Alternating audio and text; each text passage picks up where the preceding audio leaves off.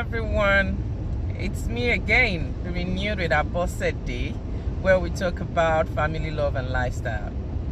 How are you guys today? I hope everyone is doing well. I hope you're all doing great. Welcome to another week. Thank God. Before I go, and I would like to say a very big thank you to those that have subscribed to this channel. Thank you so much. And if you're yet to subscribe, I want to encourage you to please make sure you do.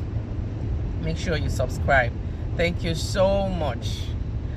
So this morning, right now I'm on my way to work. I'm driving to work. I have about 40 minutes to work.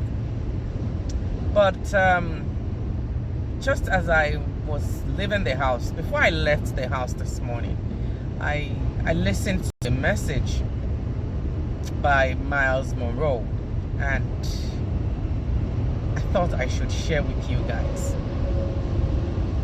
So one of all that is said, one thing that I picked that I want to talk about is that it is not love. Love is not enough to keep you in a marriage. Love is not what keeps a marriage. You know, of course, you before you get married to whoever, you're definitely going to fall in love with the person. Yes, it's okay. You can't marry someone that you don't love, you know, and you're also going to have to set some expectations, you know, for yourself and even for your spouse. So definitely love is, yes, it's number one thing that you put into consideration. Love is something that comes, you know, when you start talking about marriage. You must love that man or woman. But once you are in that marriage, it's not love that keeps the marriage. Love is not enough to keep your marriage, you know, and it is not even compromise. I've heard people talk about the issue of compromise in marriage. You know, even me, before, in my 16, almost 17 years of marriage, I've come to this understanding that compromise is not enough to keep your marriage. In fact, it warns you out, because if you make compromise in a particular thing, if you compromise one thing, will you be able to compromise another? How many things are you going to compromise? You know, so when you continue to make compromises, you're definitely going to get bored. You're definitely going to get worn out with time. So what really keeps the marriage? I submit to what Miles Monroe said, that knowledge, having the knowledge of the things that can make your marriage work, is what keeps your marriage. So, like I said, I always say this: I am not a relationship coach, I am not a therapist, but I'm a realist. I'm a married woman, married to an amazing man, and I'm a mother to beautiful nations, you know. So I'm going to be talking based on my experience, and then based on other people's experiences that I know. So, like I said, knowledge is what keeps your marriage, not love. Love is not enough. I'm not saying you shouldn't love. You're going to love your husband, you're going to love your wife, but that is not enough to keep your marriage. Making compromises is not even enough. For example, you have a wife or you have a husband that likes sex, and you expect that person to make compromise, to compromise his love or his likeness for sex. We are all human, you know. What are you as a person doing?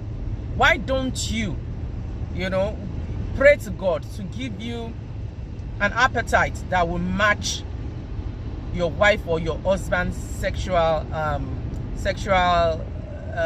ability, you know, instead of you expecting him or her to make a compromise. If your husband makes a compromise and say, okay, I would try and, you know, reduce how much I love sex or blah blah blah, let me tell you, it is not true, because it's not going to work. Except if God actually reduces it himself. Because if you have someone that loves sex and you're telling me that, okay, because I don't like it, you need to make compromise, you need to stop loving it, then you're telling the man or the woman to do what is not right. So sometimes we make compromises, yes, but we cannot compromise on everything. So compromise is not something that keeps your marriage. It is the knowledge of the things that you need to do that keeps your marriage.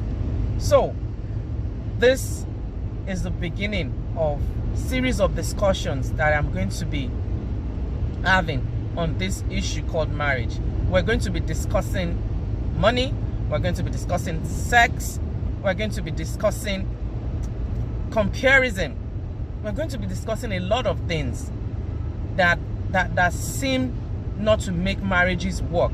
And if you have knowledge of those things and use them wisely, it is going to help you. Like I said, I am not a relationship coach. I am not a sex therapist. I am not any kind of therapist, but I'm a realist. I'm a married woman, and I'm a mother, and I'm someone's purple cake, you know. So all those things joined together, you know, it's what is helping me in my own marriage. And I think sharing it with you people will go a long way, you know, to help someone too. So at least for a start, know this thing, that love is not enough to keep your marriage. Having a knowledge of the things that you need to do and know is what keeps your marriage. So I hope to see you guys again. Before I go, I saw something somewhere that someone wrote that as long as there is peace of mind, some people don't care about money or marriage, or money or sex. It's a lie.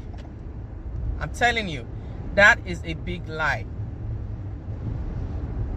You mereshe, lowo, who wants to pay peace of mind. That's not true. Let's be factual. Let's be realistic with ourselves. If we must keep our marriage, because the way the devil is attacking marriages is alarming. So we need to help ourselves. We need to because God has placed all these things there for us. God has given us the wisdom, the things that we need to do. It's just that sometimes we don't do them. We hide under various types of excuses. So, as I said, this is the beginning of a series of discussions on the knowledge, different kinds of knowledge that we need to have to keep our marriage. So, I hope to see you guys soon. In my next couple of videos, we're going to be talking about different things. And I hope this will bless someone. It will help someone. I love when family works. I love when people enjoy their marriages. You know, because it's fun when you're on the same page with your wife and your husband. It is fun. And I pray that as we do so, that God will bless us. Have a blessed morning, and make sure to subscribe.